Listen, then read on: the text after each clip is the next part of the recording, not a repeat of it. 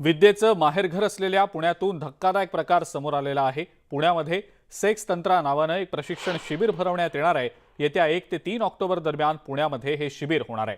या सेक्स तंत्राच्या जाहिरातीवरून ओशो आश्रमवालेही आता संतापलेले आहेत। आमचा काहीही संबंध नसताना जाहिरातीमध्ये ओशो मेडिटेशन असा उल्लेख कशासाठी असा सवाल त्यांनी उपस्थित केलाय।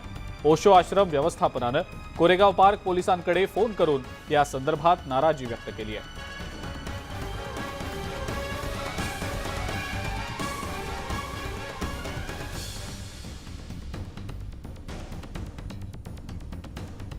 पुण्यातल्या या जाहिरातीची पुणे सायबर पोलिसांनी चौकशी सुरू केलेली आहे।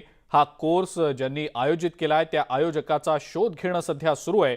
या जाहिरातीत देण्यात आलेल्या नंबरवरून आयोजकांपर्यंत पोहोचण्याचा प्रयत्न पुणे सायबर पोलीस करतायत। तसंच आज मनसे महिला आघाडी पोलीस आयुक्तांची भेट घेऊन त्यांनी निवेदन दिलेलं आहे।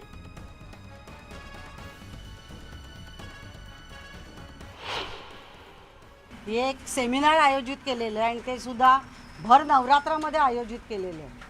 आणि असं जे सेक्सशी रिलेटेड एखादा सेमिनार पुणे शहरामध्ये आणि तेही नवरात्रामध्ये जे आयोजित केलेलं आहे, हा महिलांचा अपमान आहे असं आम्ही समजतो। या आयोजकांवर कार्यवाही ही झालीच पाहिजे। या मागणीसाठी आज आम्ही पोलीस कमिशनर कार्यालयात आलो आहोत आणि आम्ही आमचं महिला सेनेच्या वतीनं आम्ही निवेदन देणार आहोत। आमचं म्हणणं असं की एवढं मोठं फेसबुकवर वगैरे व्हायरल होत असताना पोलीस यंत्रणा किंवा प्रशासन यांचं लक्ष कसं नाही गेलं त्या कामासाठी। ही हिंदू धर्माला बदनाम करण्याची, नवरात्रीचा उत्सव असं लिहून बदनाम करण्यासाठी योजना आहे असं आम्ही मानतो। याला विरोध व्हायला पाहिजे। हिंदू महासंघ पुण्यामध्ये कुठेही हा कार्यक्रम होऊ देणार नाही। आम्ही छुप्या मार्गाने सुद्धा तिथे जाऊन तो कार्यक्रम उद्ध्वस्त करण्याचा प्रयत्न हिंदू महासंघ करेल। आता आम्ही माननीय पोलीस आयुक्त साहेबांना याचं निवेदन द्यायला जात आहोत। त्यांच्याकडे योग्य ती कारवाई होईल असा आम्हाला अंदाज आहे। यानंतर काही राजकीय बातम्या बघूया। जर आज बाळासाहेब हयात असते तर एकनाथ शिंदे यांची बिन पाण्यानं केली असती अशी टीका विरोधी पक्षनेते अजित पवार यांनी केली आहे।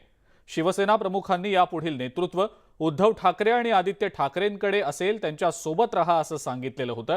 त्यानंतरही या आमदारांनी गद्दारी केली असा आरोप अजित पवारांनी केलाय। की जनता कुणाच्या मागे? जनता बाळासाहेब ठाकरेंनी शिवाजी पार्कच्या जाहीर सभेमध्ये सांगितलेलं होतं की आता माझं वय झालेलं आहे, इथून पुढे युवा नेतृत्व म्हणून आदित्य ठाकरे या शिवसेनेची जबाबदारी पुढे नेतील आणि मूळ शिवसेना आहे त्याची जबाबदारी माझा मुलगा उद्धव ठाकरे हे त्या ठिकाणी पुढे नेतील। त्याकरता त्यांनी त्यांच्या पुतण्यालाही बाजूला केलं की नाही हे आपण सगळ्यांनी बघितलं ना। एवढं सगळं बघून आता हे सांगतात जर आता बाळासाहेब हयात असायला पाहिजे होते, त्या शिंदे साहेबाची काय बिन पाण्याने काढली असते, काय ठेवलं नसतं। जसं 50 खोके एकदम ओके, या त्यांना मिरच्या झोंबल्या, खरंच खोटं नाही सांगत। रात्री पावसाळून उठतात खोको खोको खोको खोको खोको खोको, कशाचं ओके कशाचं खोकं।